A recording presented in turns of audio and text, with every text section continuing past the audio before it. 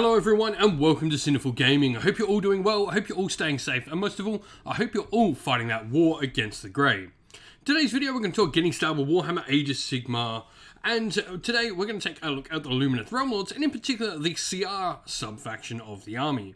In this video we're going to go through talk about what makes the Syar sub-faction special. We'll then look at a couple of units we recommend to get started with your Syar army. We'll then look at some other units we recommend to expand upon those couple of initial purchases with, before finally finishing off the video with a little sample army list of 1,000 points for you to use as some inspiration creating your own Syar Lumineth Realm Lords army. And so, what do we get with Syar? It's pretty simple, really. Friendly Syar units begin the game with 2 Aether Quartz reserves instead of just 1. This is pretty cool, and I really like this. This is probably, I recommend, one of the best army types to start with when getting into Lumineth Realm Lords, especially if you're brand new to the game, because what this allows you to do is it allows you to play with your army's very fundamental core mechanic in its Aether Quartz reserves and get more of them and have more ability to learn when to and when not to use these Aether Quartz reserves.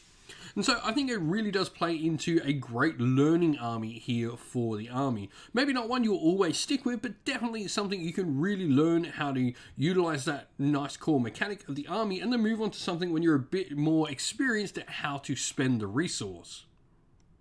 Looking where to get started though, and I think the Scenario Catalog is a given in this particular sub-faction. For me, the big reason you're taking this is the Absorb Despair rule. So when you use Aether Quartz reserves, you actually make one of your units that uses them -1 bravery for the rest of the game. However, a Scenario Catalog, once per phase, if a friendly unit uses Aether Quartz reserve while it's wholly within 18 inch of any friendly units with this ability, you can say that unit will absorb the negative energy, and if you do so, do not subtract 1 from the unit's bravery characteristic. Instead, you pick an enemy unit within 18 inch of your Scenario Catalog, and if you do so, you subtract 1 from their bravery instead. The same enemy unit cannot be affected by this ability more than once per battle, however. But this allows you to throw your opponents some negatives while, not taking the negative of using your own Aether Quartz reserves.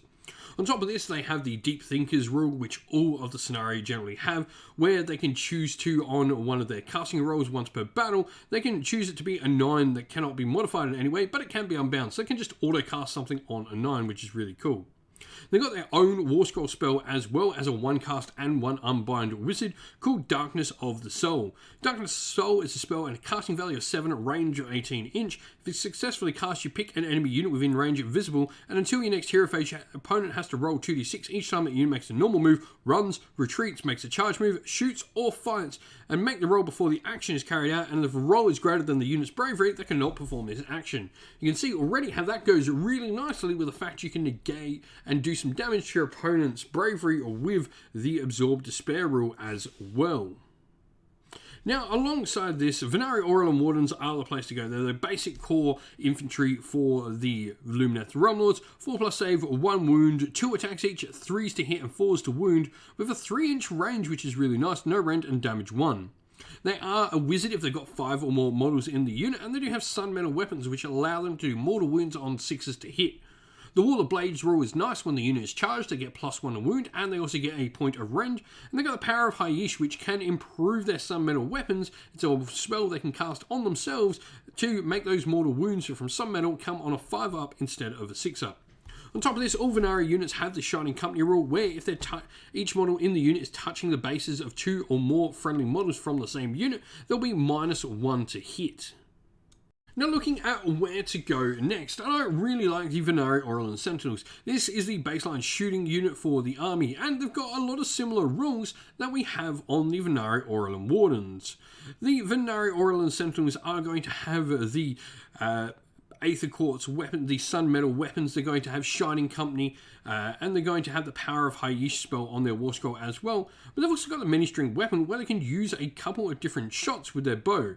They're going to either have an aimed shot, which will be a 3 to hit and rend 1, damage 1 at 18 inch, or they lose a bit of hitting and rend power with a 4 to hit and 4 to wound now, no rend, damage 1, if they want to shoot at 24 inches. Much like the Venary Orlin Wardens, they can become a wizard if they've got 5 more models in the unit. They can also add some range to their models if they've got the champion in there with a Skyhawk or they're near any Star Shard Ballistas. Venary Dawn Riders are the last of our main sort of Venary troops, and they are a wizard if they've got 3 or more models in the unit. They have all the same generic Venary rules. Shining Company, Sun Metal Weapons, Power of Haish are all there. And they also get their Lance of the Dawn, so they get +1 to wound and +1 to their rend if they charge. They've also got the Deathly Furries ability, which allows them to get extra damage in if they are fighting against units with a wounds characteristic of 1 or 2. You get some extra attacks in there, which is really nice.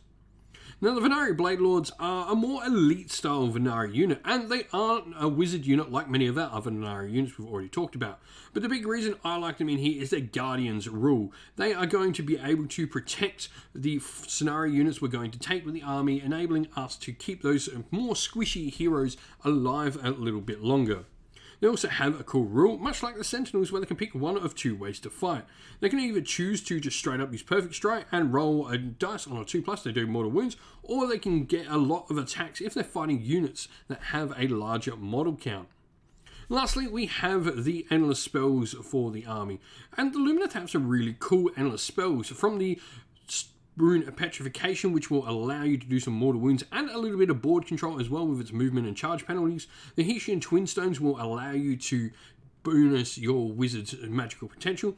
And then you've got the cool Sanctum of Amnitok, which is going to allow you to protect one of your wizards, where you can subtract 1 from hit rolls that target them and give them +1 to their save, which is really nice. And so here we have our sample army list. Now we've gone for the grand strategy here, along with the Mortal Realm and Great Nation Syar and Haish. We've got Defend What's Ours as that grand strategy. The reason is we're not generally the fastest army in the world, though we do have some ways to definitely move up our speed.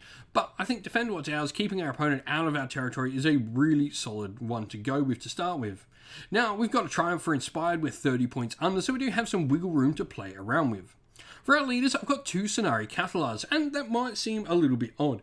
You can only use one of the Scenarii Cathalars per turn, but what this allows is this allows you to spread your forces a little bit more and gives you redundancy for using all that Aether Cores. I think definitely as you maybe progress with the army, you can probably drop one of the Cathalars for something like a Caligrave or an Enlightener and use something else, but I think 2 of them at the start is a really nice way to sort of learn how the army allows you to sort of play across the board in a larger frame.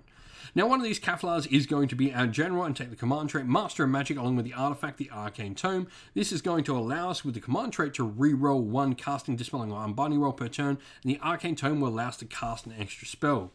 The spell we've gone for is Total Eclipse on our General, which forces our opponents to have to spend 2 command points to use any commands they want to. We've then got this other Scenarii Cathalar with the Protection of Haish spell, which is really nice, being able to put up a 5-up ward and a nice aura around them. Now we then have Battle Line. We've got 2 units of Venary Aurelin Wardens, both with Ethereal Blessing. This is going to allow them to ignore all save modifiers, positive and negative. And then 10 Venary Aurelin Sentinels with Speed of Haish. I really like Speed of Haish on Venary Aurelin Sentinels. Generally, they're going to be in your backfield a lot more. And Speed of Haish can give them some really good late game play, enabling them to double their move and potentially move up and help claim some midfield objectives. All 3 of the aforementioned units are going to be in Expert Conquerors, making them count as 3 models on objectives. We then have 2 units of 5 Venary Blade Lords. These are going to be able to protect our Scenarii Cathalars. Now, they are in our Bounty Hunters as well, so they're going to be a little bit good offensively. And then for our Endless Spell, we've got the Sanctum of Amnitok, allowing us to really double down on protecting one of those Cathalars for us.